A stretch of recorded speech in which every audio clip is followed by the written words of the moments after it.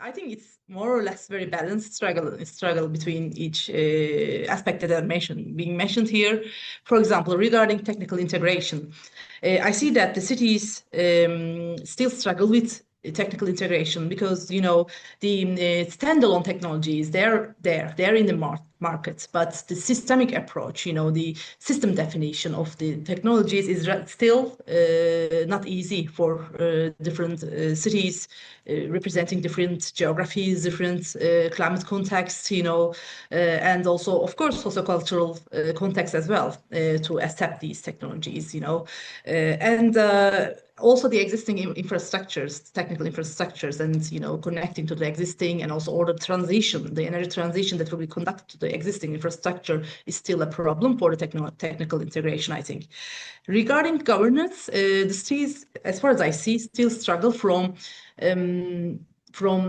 which approach to adopt, whether it has to be a top-down approach, from let's say authority-led, or it has to be a bottom-up approach, like social-led, coming from the bottom levels. So I think at the end, a balanced structure consisting of top-down and bottom-up approaches is the most appropriate solution, which I witness in most of the cities.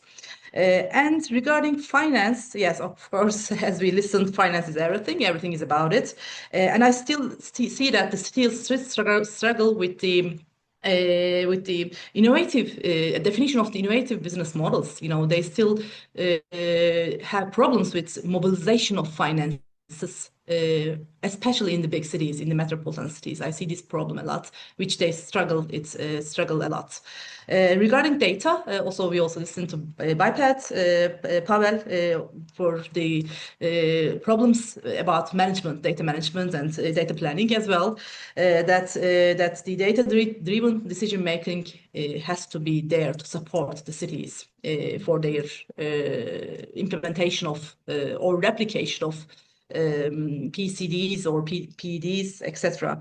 There is still inconsistency between data owners, different departments of the cities, even or municipalities, even.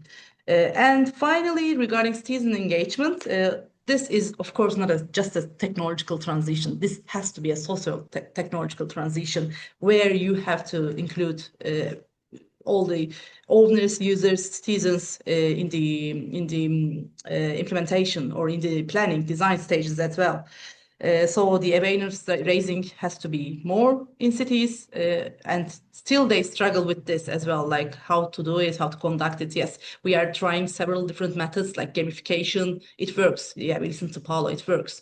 But it has to be enriched with several other tools, several other methodologies maybe for awareness raising. And we need to create win-to-win situations, both for citizens and also for the authorities.